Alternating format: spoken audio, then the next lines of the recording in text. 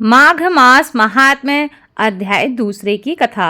नमस्कार भाइयों बहनों, जय माँ गायत्री, राधे राधे, जय श्री कृष्णा। आप सभी का मेरे YouTube चैनल शुभकर्मा ही अष्टों में स्वागत है। आज के इस वीडियो में सुनते हैं माघ मास महात्म्य के दूसरे अध्याय की कथा। राजा ने पूछा कि हे महात्मन, मैं तो माघ मास के स्नान के फल के बारे में कुछ भी नहीं जानता हूँ।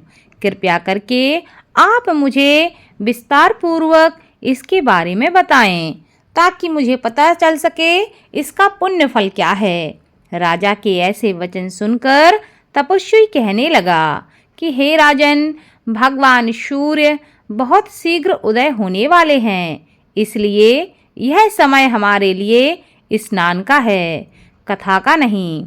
सो आप स्नान करके अपने घर को लौट जाओ और अपने गुरु श्री वशिष्ठ जी से इस महात्म्य को सुनो। इतना कहकर तपस्वी सरोवर में स्नान के लिए चले गए और राजा भी विधि पूर्वक सरोवर में स्नान करके अपने राज्य को लौटा और रानी बास में जाकर तपस्वी की सब कथा रानी को कह सुनाई। तब सूत जी कहने लगे कि हे महाराज, राजा ने अपने गुरु वशिष्ठ जी से क्या प्रश्न किया और उन्होंने क्या उत्तर दिया, सो कह सुनाइए। तब व्यास जी बोले कि हे सूत जी, राजा दिलीप ने रात्रि को सुख से सोकर प्रातः समय ही अपने गुरु वशिष्ठ जी के पास जाकर उनके चरणों को छूकर प्रणाम करके तपस्वी के बताए हुए प्रश्नों को अति नम्रता से अपने गुरुजी से पूछा।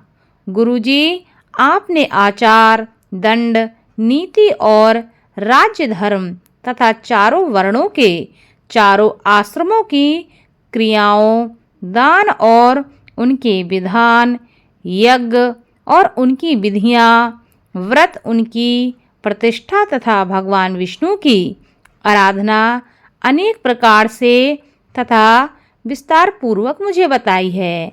अब मैं आपसे माघ मास के स्नान के महात्म्य को सुनना चाहता हूँ। सो कृपा करके हे गुरुजी, नियम पूर्वक इसकी विधि मुझे बताएं। तब गुरु वशिष्ठ जी कहने लगे कि हे राजन, तुमने दोनों लोकों के कल्याणकारी, वनवासी तथा गृहस्थियों के अंतःकरण को पवित्र करने वाले माघ मास के स्नान का बहुत सुंदर प्रश्न पूछा है। मकर राशि में सूर्य के आने पर माघ मास में स्नान का फल गौ, भूमि, तिल, वस्त्र, स्वर्ण, अन्न, घोड़ा आदि दानों तथा चंद्रायण और ब्रह्मकूर्च व्रत आदि से भी अधिक होता है। वैशाख तथा कार्तिक में जप, दान, तप और यज्ञ बहुत फल देने वाले हैं, परंतु माघ मास में इनका फल बहुत ही अधिक बढ़ जाता है। माघ में स्नान करने वाला पुरुष, स्त्री, राजा और मुक्ति के मार्ग को जानने वाला होता है। दिव्य दृष्टि वाले महात्माओं ने कहा है कि जो मनुष्य माघ मास में सकाम या भगवान के निमित्त नियम पूर्वक माघ मास में स्नान करता है, वह अनंत फलों को प्राप्त करता है। उसको शरीर की शुद्धि, प्रीति, ऐश्वर्य तथा चारों प्रकार के फलों की प्राप्ति होती है। अदिति ने 12 वर्ष तक मकर संक्रांति में अन्न का त्याग करके स्नान किया। इससे तीनों लोकों को उज्जवल करने वाले 12 पुत्र उत्पन्न हुए। माघ में स्नान करने से ही रोहिणी, सुभगा, अरुणधति दानशीलता हुई और इंद्राणी के समान रूपवती होकर प्रसिद्ध हुई। जो माघ मास में स्नान करते हैं तथा देवताओं के पूजन में तत्पर रहते हैं, उनको सुंदर स्थान, हाथी और घोड़े की सवारी तथा दान को द्रव्य प्राप्त होता है। अतिथियों से उनका घर भरा रहता है और उनके घर में सदा वेद ध्वनि होती रहती है। वह मनुष्य धन्य है जो माघ मास में स्नान करते हैं, दान करते हैं तथा व्रत और नियमों का पालन करते हैं और दूसरे के पुण्यों के क्षीण होने से मनुष्य स्वर्ग से वापस आ जाता है। परंतु जो भी मनुष्य माघ मास में स्नान करता है वह कभी भी स्वर्ग से वापस नहीं आता। इससे बढ़कर कोई नियम, कोई तप, दान, पवित्र और पापनाशक कुछ भी नहीं है। भृगु जी ने मणि पर्वत पर विद्याधरों को यह सुनाया था। तब राजा ने कहा कि हे ब्राह्मण देव, भृगु ऋषि ने कब मणि पर्वत पर विद्याधरों को उपदेश दिया था, सो कृपया करके बताइए।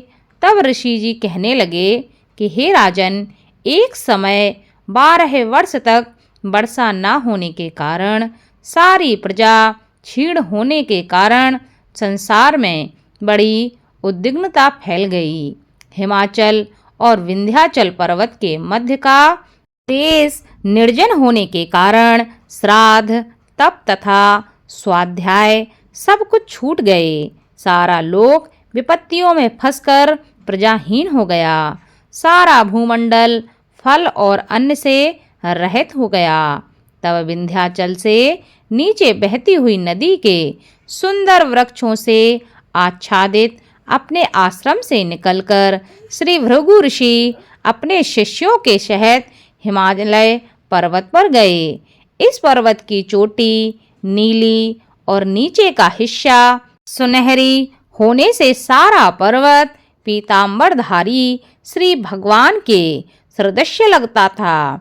पर्वत के बीच का भाग नीला और बीच बीच में कहीं कहीं सफ़ेद स्फटिक होने से तारों से युक्त आकाश जैसी शोभा को प्राप्त होता था।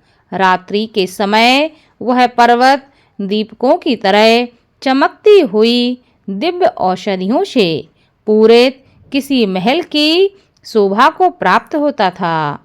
वह पर्वत शिखाओं पर बांसुरी बजाती और सुंदर गीत गाती हुई किन्नरियों तथा केलों के पत्तों की पताकाओं से अत्यंत शोभा को प्राप्त हो रहा था।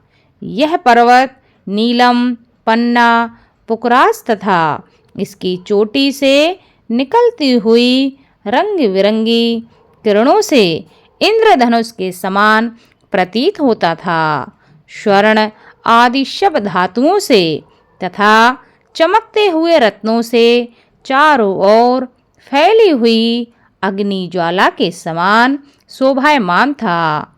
उसकी कंदराओं में काम पीड़ित विद्याधरी अपने पतियों के साथ आकर रमण करती और गुफाओं में ऐसे ऋषि मुनि जिन्होंने संसार के सब कलेशों को जीत लिया है, रात दिन ब्रह्म का ध्यान करते और कई एक हाथ में रुद्राक्ष की माला लिए हुए भगवान शिव की आराधना में लगे हुए हैं।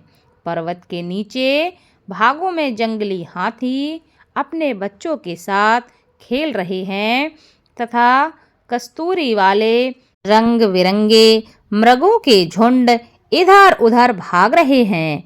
यह पर्वत सदा राजहंस तथा मोरों से भरा रहता है। इसी कारण हमको हेमकुंड कहते हैं। यहाँ पर सदैव ही देवता, गुहार्क और अप्सरा निवास करते हैं।